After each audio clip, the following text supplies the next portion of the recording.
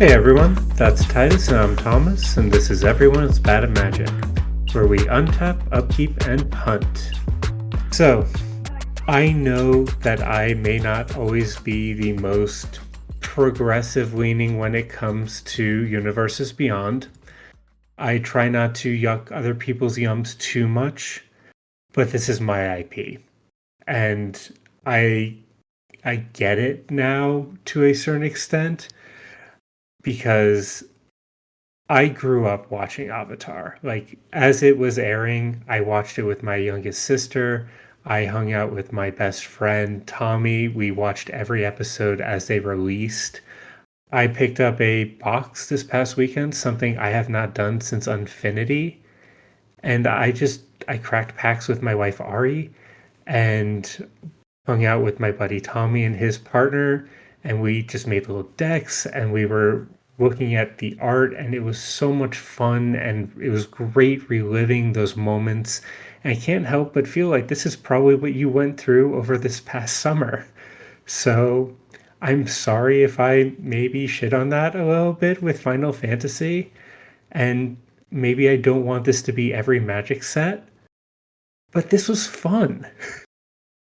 Exactly, and I think it when we all are able to get the IP that we enjoy, and definitely the things that, are either nostalgic or even currently going on, we can find maybe a little bit more of relation in the game.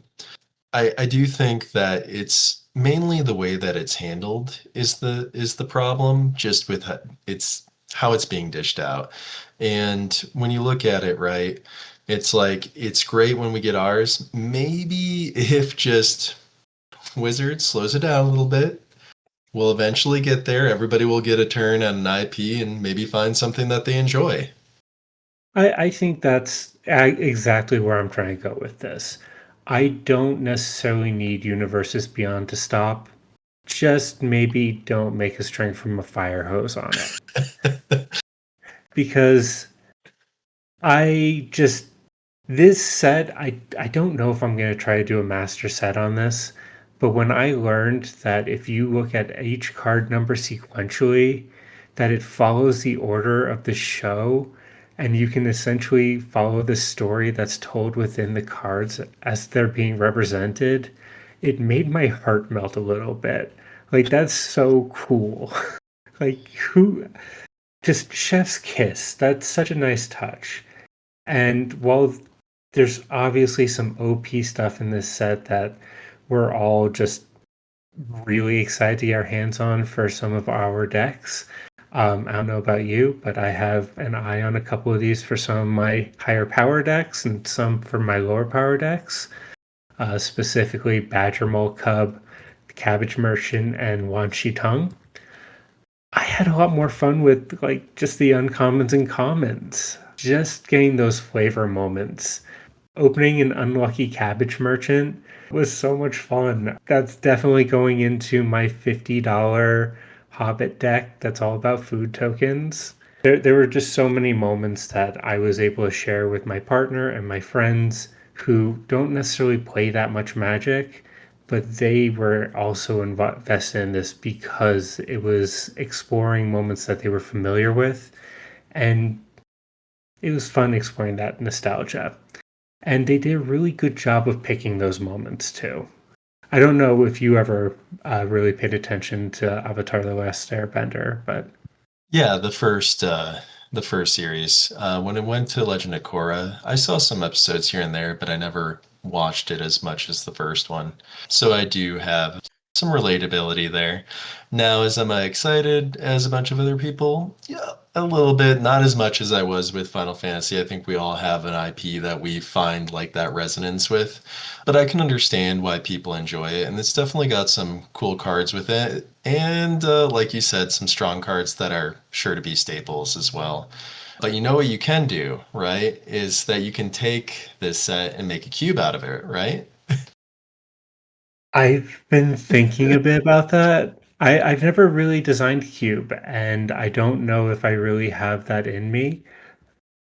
I guess it's not too much different than just repacking packs, but there has to be more of a philosophy behind it than that. Is that something you've played with in the past? I have not. I know there's people in our local area that have, and I don't think, like, when you make a cube, I think you essentially, like, make an actual physical thing that people are able to draft from. I know other content creators have shared that, you can make your cube to have a theme. So, and I think even like somebody that works within one of our local stores have in the past tried to design a cube as well. So, there are people to talk to, and it is something just to bring to in a convention and have fun with. I really like that idea, and that's something that might be worth exploring. Never really been the biggest drafter, but after playing this even just a little bit and experiencing it, that might be a fun way to revisit these cards that just quite frankly aren't good enough for constructed play, but are fun to revisit. So I like that idea because my favorite cards of this set are cards that I'm never going to actually see in my actual decks. So yeah, I like that idea. All right, Thomas. And I think that, recently you had a punt that you would like to talk about. Yeah. So thanks, Titus. Appreciate you putting me on blast. I don't, it's hard to really know if this is a punt on my part or on another player's. This was a CDH game I was playing over the weekend where I was in seat four playing Derevi. Seat one was Timna Dargo, seat two was Tivit, and seat three was Animar. So, in theory, a pretty balanced pod. On turn one, I got a fish down. Tivit had a fish in play, so it's not like I was completely out of the game. My turn two, however, I did decide to let my fish die. I didn't think it was going to be fed too much, and I didn't really have the mana to develop it. But I did have a deafening silence in hand. And I could either keep my fish alive or I could play out the deafening silence and hopefully stop the Timno Dargo from going off. This is me on turn two going into seat one Timna Dargo's turn three, which I believe is Timna Dargo's window for when they're really going to start pushing. Tivit in seat two mental misstepped my deafening silence. For those who don't know, Deafening Silence is 1 white. Nobody can play more than one non creature spell during their turn. It is a symmetrical stacks piece. I believe that that would have stopped the Timna Dargo from storming off and winning that game. Now, since Tivit misstepped it, I did still have a Force of Will and a Transit Mage in my hand, last two cards in hand. For those who don't know, Transit Mage is one of my win cons. It's my one card win con. All you need is mana and Transit Mage to win into Revi. I could have forced that mental misstep. I could have used my words to try to dissuade the Tivit parter to try to make that resolve, but the Timna Dargo was pretty much able to say, I pretty much just win through creature combos at this point. Tivit has a fish on the table, and they didn't think that they were able to advance their board state because I had a fish on my table, so they had a bunch of rocks in their hand. And when I was trying to persuade them that Tim Nadargo is going to try to go off here, and I won't be able to stop them. If you don't have any counter spells in your hand, you're not going to be able to stop them. They were unpersuaded. So they misstepped my deafening silence. Tim Nadargo went on to go and present a win through two tutors that the deafening silence would have stopped. Would there have been anything in your brain as that Tivit player that would have convinced you to allow that to resolve so that you get a guaranteed turn three? Or is there something that I could have done in seat four differently to kind of preserve my game? Now, I pretty much offered a draw off of my Force of Will in that case. There's not too much I can do. The game got scuffed after that point. There's not too much worth talking about. But that is a point of interaction where I feel like if that deafening silence had landed, everyone at the table would have stood a better chance of progressing their game plan for 2 to 3 more turns. Yeah, and I think that like there are some combos, right, or actions that could need to go through like a deafening silence. However, that I believe that deck can do well through a deafening silence. Like you're just looking to either establish, maybe a few control, like take some control actions, establish a pivot, get it down, and if you get time sieve, and right, there's the steps to get time sieve right or cast it. But I think you maybe petition like the control game plan, and I think that this will work out for you as well if we go a little bit longer in this game, and I think that this piece can help with that. Plus, sure, Tim Nadargo can win through creature combos, but sometimes a lot of the ways that deck has to go and acquire those combos are through non-creature spells. And, holding up our mental misstep here could even hit one of their tutors that they need to go and proceed with that combo. So I don't think it was necessarily wrong. And sometimes those things happen, but maybe petitioning the conversation in a different way. But I think everybody's kind of been at that point, right? Where it's like, how do I find the right words or the right statement, right? It's like a D&D or a game where you have a list of options or a role-playing game and you can choose one of them, but maybe just your charisma wasn't high enough, Thomas. I think that that is definitely true in this situation because this was a friendly game. There's nothing online, there's no stakes. When you're trying to politic heavily, you're kind of always running that line of like, I need to make sure that my voice is heard, but I don't want to be like bullying or forcing other people to kind of bend to my will. Yeah, because they have to play their own game for sure. Exactly. So I feel like I do need to figure out a better way to use my words in the future to get people to agree to live under a stacks piece for a few turns in order to save them from themselves. Right. And sometimes we get, I don't want to say blinded by the immediacy of things, but I think we're always worried that if we don't take an action at the right time, we get blinded and we don't see when that right time actually is and what we need to do. 100%. And I did feel extremely validated when the Tim Dargo player immediately tutored for a sack out and then tutored for a ruthless technomancer.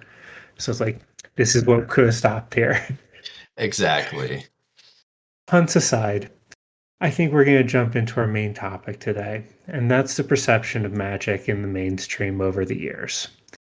So, when I first became aware of Magic the Gathering, I believe I was maybe in fourth or fifth grade playing Pokemon with the friends in the way that we played Pokemon back then, which was not understanding any sort of rules, not really playing them, just putting cards on the ground and probably ruining their value.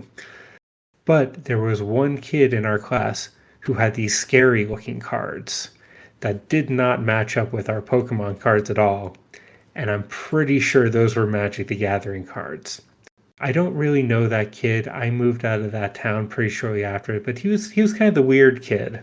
That was my first really idea of who was a Magic the Gathering player. Was the kid who didn't quite fit in with all of the rest of us who were playing with Pokemon. It was the kid who was playing with those cards that didn't quite fit. And I don't think that's too out of line with how a lot of people perceived Magic the Gathering back in the 90s. Yeah, I agree with that. I think we're talking about Magic the Gathering, right? And it's a game, but the premise is fantasy. And I think that's kind of how people felt about like Dungeons and Dragons. Like, sure, it had popularity, but I do think that there were a lot of people that maybe held like that's nerdy or geeky, something like that, right? Especially if you were a bit older. Compare when you were like a kid, you might be like, oh, okay, no problem. But once you start getting older, like maybe 20s or 30s, then be like, I don't know if you should play that.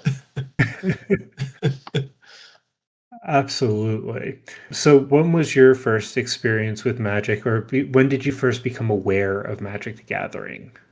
So I couldn't exactly say, but it was definitely when I was younger. I never played it, but it was, around town. You'd see like packs or something in the store. I think there was even like I don't know if there was a wizard store, but I felt like there was because I remember like a giant Mog or something statue in the past in the mall.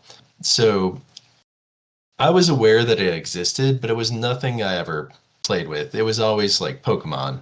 Very big Pokemon, 90s craze. And then Yu-Gi-Oh was the next one with the cartoon that had people wanting to imitate it. And then you realize they didn't play by the rules at all, like legitimately. And then you'd buy like a Yu-Gi-Oh video game and you realize the Yu-Gi-Oh video game didn't play by the rules at all, legitimately, until we got further progression. Thanks, PlayStation. I think Game Boy. Wait, the Yu-Gi-Oh video game didn't follow the rules at all? I don't think it used tributes. If I remember correctly, there was this very old Yu-Gi-Oh video game, like in ancient Egypt. And then later they had one on the PS2, like the War of Roses, and I think that actually played the game like as it was supposed to be. But yeah, the one on the PlayStation, can't remember the name of the title. I think you didn't have to like tribute summon or anything. So you're just throwing down like 3,500 power moss. It's like, okay, well, what can I do here? That's too funny. I had no idea. I love that. Well, the Pokemon, if I recall correctly, the Pokemon game was pretty good for the Game Boy. Trading card one. Obviously, everybody loves like Fire Red and Blue. They were just blue and red before they got the Oh, we updated had names. yellow too. So, Oof. Pikachu into an Onyx. So great. I mean, not to tangent too far off, but the Pokemon trading card game that's out right now is low key ridiculously fun. So they have captured just lightning in a bottle with that one, as far as just a app that you can play on your phone that Oh is yeah. a little hyper addictive. I think it's more friendly than Magic, right? Because you can crack packs and get codes. And Oh, then absolutely. yeah, trade those pack codes for cards you actually want. Oh, it is so much better than Arena for that. But not to derail you. Gotcha, gotcha, gotcha. But yeah, no, it's kind of the same conversation. So it was after kind of Yu-Gi-Oh, and that was the big one, I think, as like approaching like middle school to high school.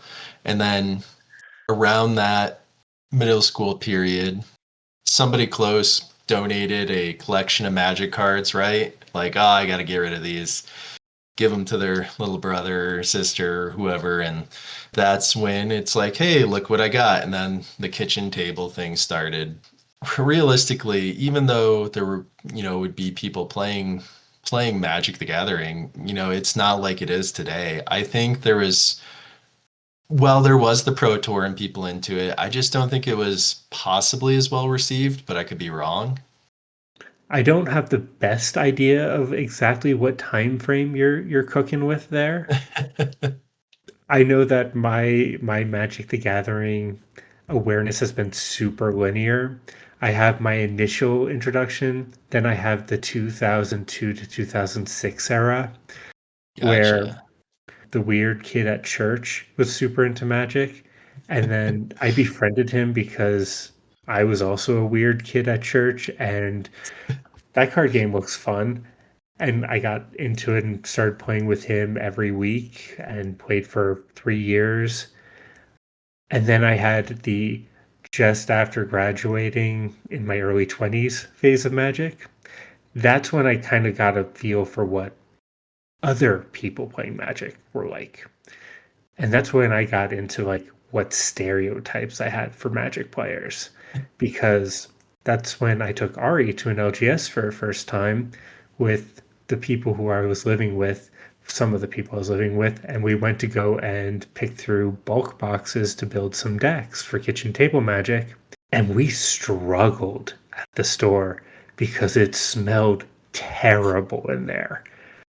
And that was such a formative memory in that run of Magic that I didn't really go to LGSs at all for maybe 2 years. After that, I ordered off of Card Kingdom. I just didn't want to go and interact with other Magic players because in my head, Magic players don't shower. Yu-Gi-Oh players are worse. At least I've heard.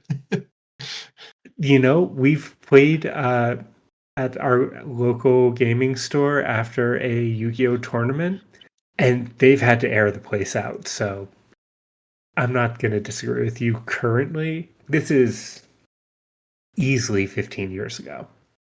Well, I think that's something too, right? We'll always come across a person or so, but I do think things have improved. I do think that is the case where maybe there were individuals that weren't, we'll just say, doing self-care, which is always important. Take care of yourselves. It's not a dig or anything like that. But it's like it's important to take care of ourselves. I think as we've moved on, like, and the game has gained popularity and attention, things have improved. I think we've seen more local game stores open up. I think the quality of the local game stores have improved. Like, they want to look better and more professional, or have a cleaner play space and environment, and have a welcoming crowd. Look at, like, by us, we have places that serve coffee in them, right? And I think that's been taken off. And I think that's a good thing. Overall, I think that, Magic the Gathering and the community has been growing and improving overall. I do think it's been getting better. How about you? Do you think the same way about that, Thomas? Overwhelmingly so. Maybe 8 years ago, a buddy of mine opened his own card shop, and I had not gone back into Magic at that point, so I wasn't really thinking, or I wasn't really educated on who was playing and what was going on in the scene. So I not so jokingly told him he needed to set up a nerd washing station before he let people into the store. Not to say that there aren't some individuals who would benefit from a little self care, but when I went to MagicCon this past year, some of my friends were like, dude, are you going to wear a mask the whole time? It's like, no, these are just normal people. Like, Magic's gone mainstream. People are taking care of themselves. These are adults who are just acting like adults who happen to have a hobby.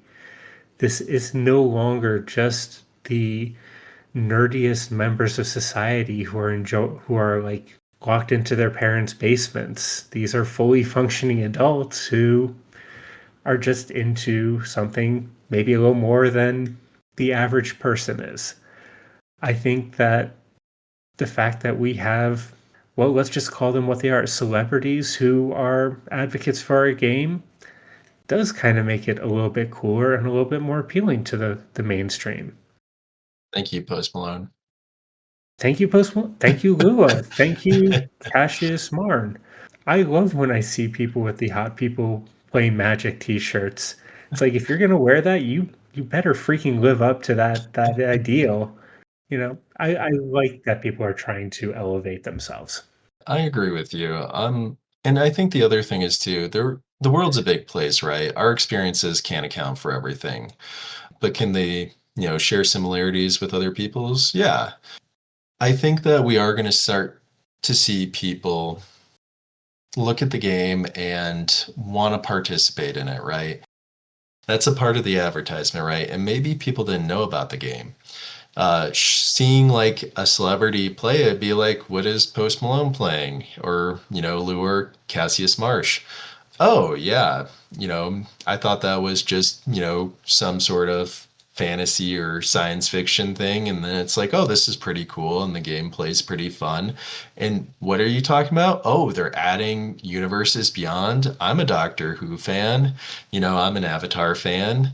I'm a Star Trek fan, right? You're going to get these different IPs, and maybe the players only stay for a set or so. Like, I got the set I wanted, I collected, and if they show something else. But even if people were just entering for just Magic the Gathering IP itself, there's not a guarantee that they won't just play for how long they want to play or collect however long they want to collect. Things come and go, and sometimes people come and stay and they find out that they really enjoy it. And maybe like not getting overwhelmed by the overabundance we're getting with universes beyond. But the other thing is too, it's like in general, I think that superheroes and comics and video games have become more of a mainstream thing. In the past, they may have been seen as maybe even childish, right? Outside of the trope of nerdy or geeky, but it's like we're allowed to like different things. And I think if you talk to people, you find out that they have different interests as well. There's players that like the tabletop games, like Star Wars and Warhammer, right? And then we have people that like board games. And there are a plethora of board games that exist as well, and people that are in that community. Absolutely. And one of the coolest things about the modern day is the new media, because we're seeing Magic become more mainstream from a bunch of different avenues. So you can see people who wouldn't traditionally be advocates for Magic playing on Twitch, going on to shows you might be watching on TV or the internet, and kind of talking about this game that maybe hasn't been something that they've been talking about forever, but now it's starting to show up in more mainstream productions. We've seen the rise of Dungeons and Dragons through things like Critical Role selling out Madison Square Garden. Maybe Magic the Gathering's next on that list because we're seeing it pop up in a bunch of different dropout shows. We're seeing it show up on the biggest Twitch streamers. We're seeing it show up on the biggest YouTubers. The Professor has over 1 million subscribers. Magic is definitely growing in a huge way. And I think one of the big things that is really cool, and one of my favorite takeaways, is that Magic is kind of trying to be for everyone. And they're trying to make it a safe space for everyone, which is not something that every fandom does. So it's not just for nerdy white boys in their basement. It is for people who look nothing like me. It is for everybody. And I think that there's something really good about that because I want people with other perspectives. I want people with other life experiences to enjoy this game that we love so that we can hang out with them and like learn from each other. I definitely agree. I think this is becoming, more a game that you can, like, there are still mature themes within the game. It is a fantasy sci-fi game now, I guess, with action content. But I do think there is a place where, say, like, you have an older kid or you have like a friend you would like to bring into the game. It can be a fun experience, like Thomas was talking about with Avatar. The same thing down the line. We may see more stuff come out as well. I actually think that's a really good point, Titus.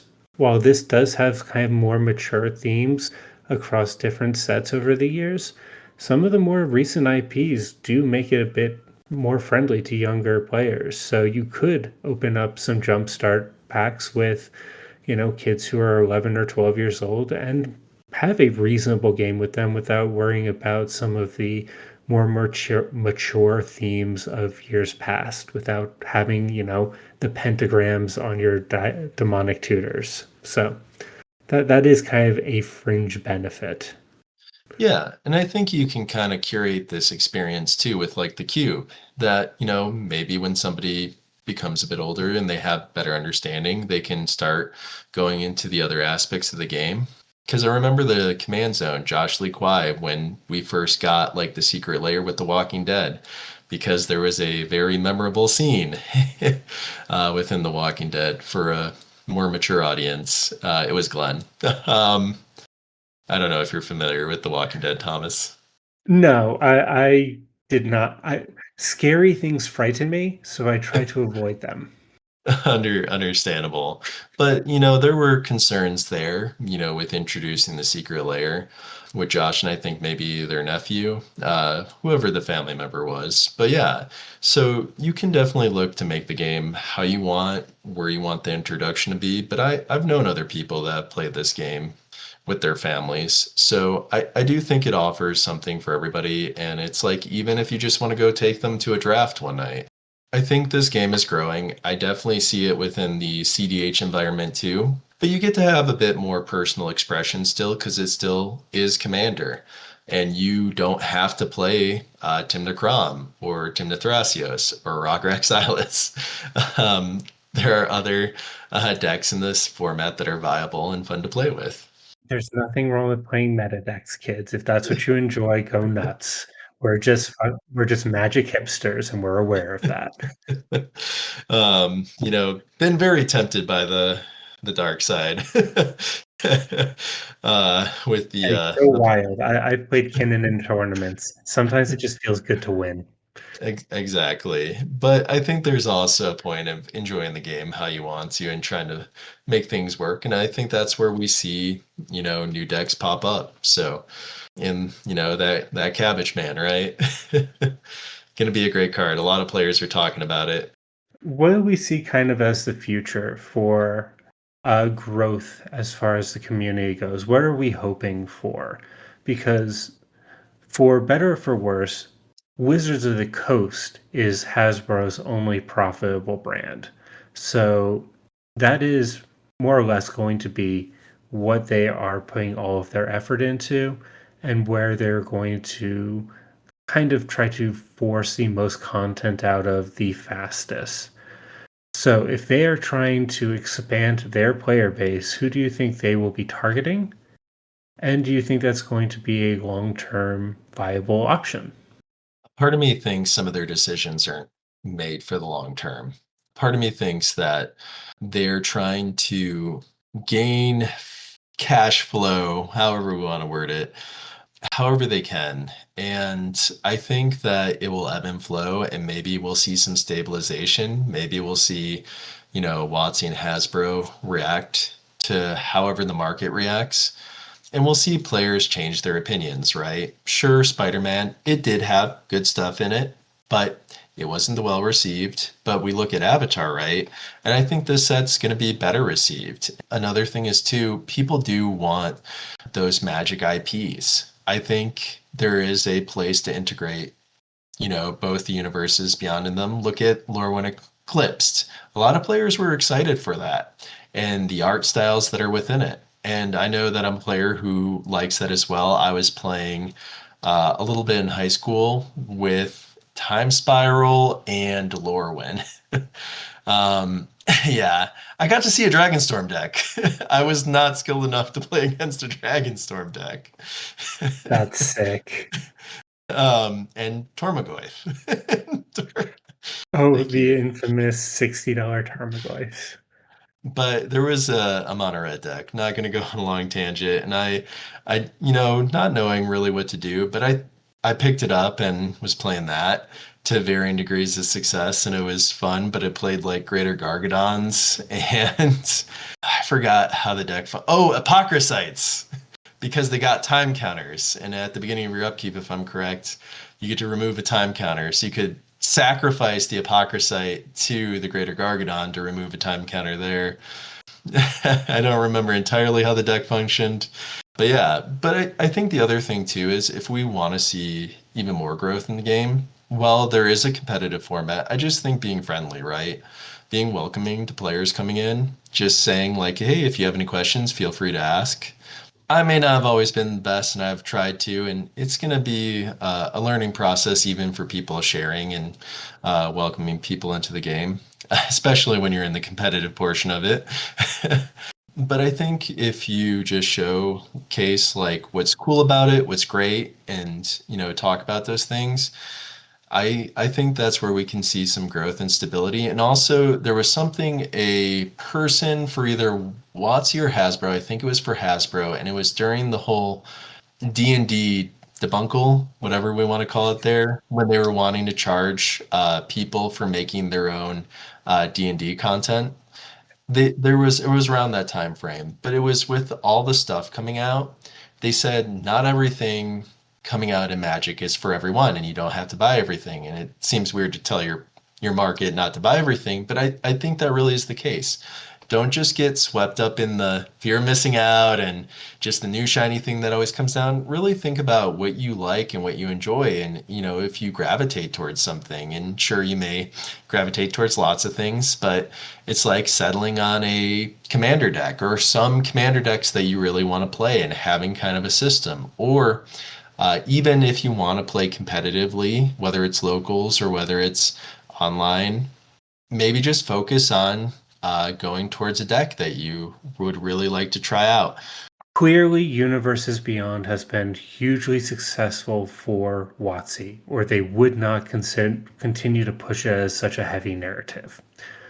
However, if they are looking for long-term players for the game and they want to get people not just excited about buying product for a single IP, but they want people to play in the long run, I believe that a product that they should consider pushing more or bringing back a bit more heavily would be dual decks. Clearly, precons have been a wonderful thing for Commander. I do not believe that Commander is the best way to get new players into a format. Commander is great for replayability, but it's a high variance format. 100 card singleton is not a great way to actually learn how to play Magic.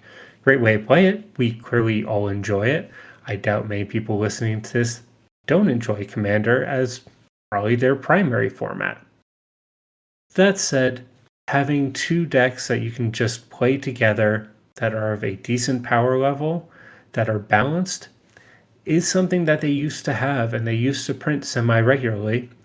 And if they start doing so regularly with some of these IPs, or even just in the core sets that are universes within, I believe that would provide a better entry point into Magic the Gathering outside of here's a 100 card singleton deck with somewhat difficult rules and social situations that you have to navigate, or here's standard, a pretty competitive and cutthroat environment that costs hundreds of dollars to get into.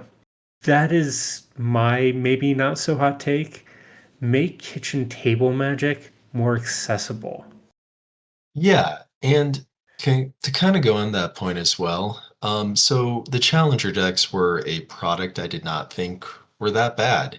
Maybe it's just looking at the time frame and the application, but maybe meeting somewhere in the middle between the dual decks and the Challenger decks and having an upgrade path that seems pretty obtainable. Something that is a functional deck and that you can play with others.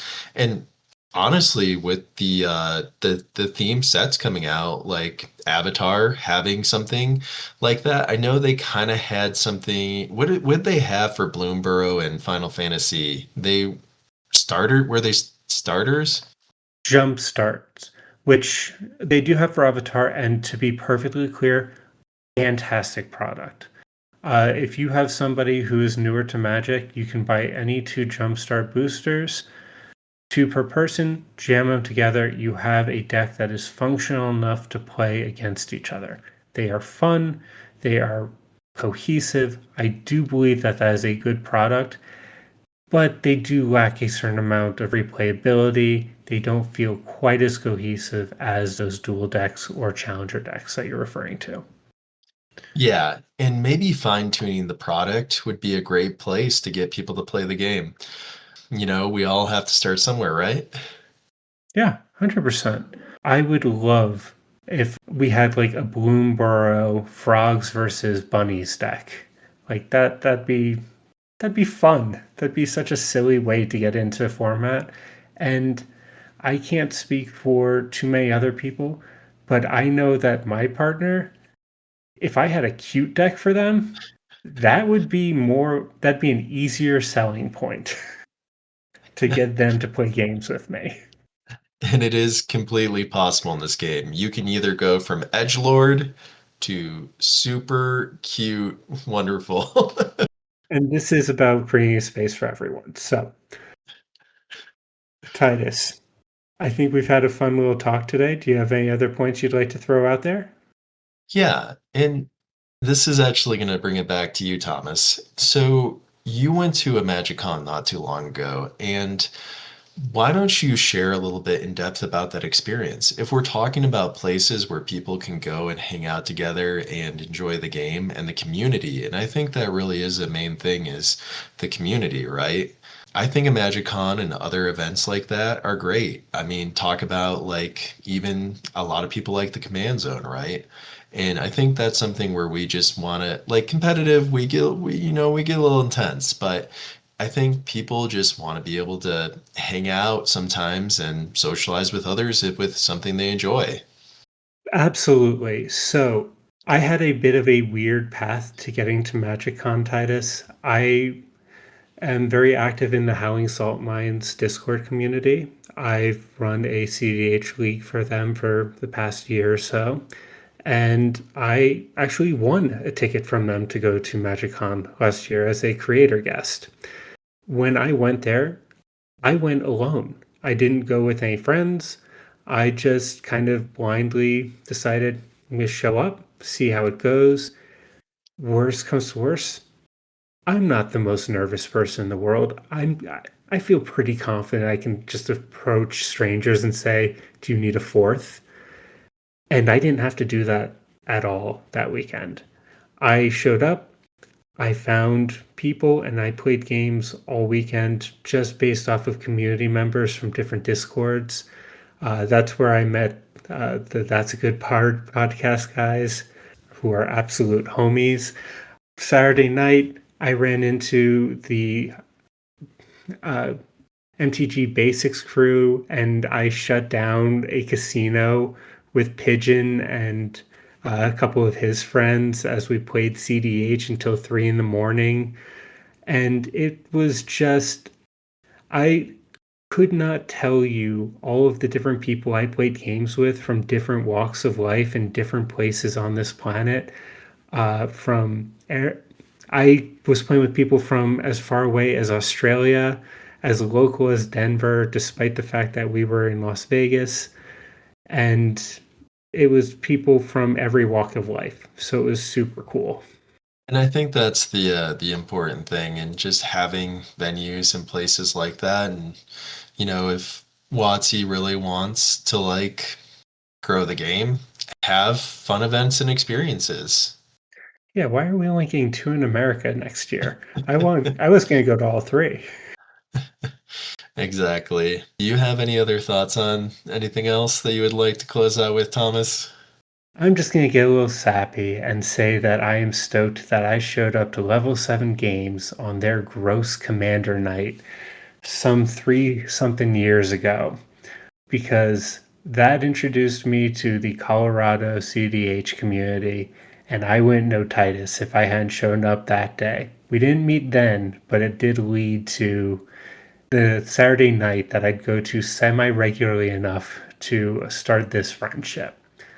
So, by having that space available, it was kind of nice.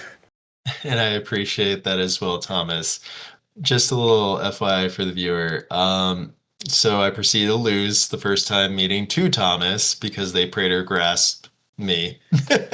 I was playing Yurko and they were playing Carmella. There was also Magda. I forget who the fourth person was.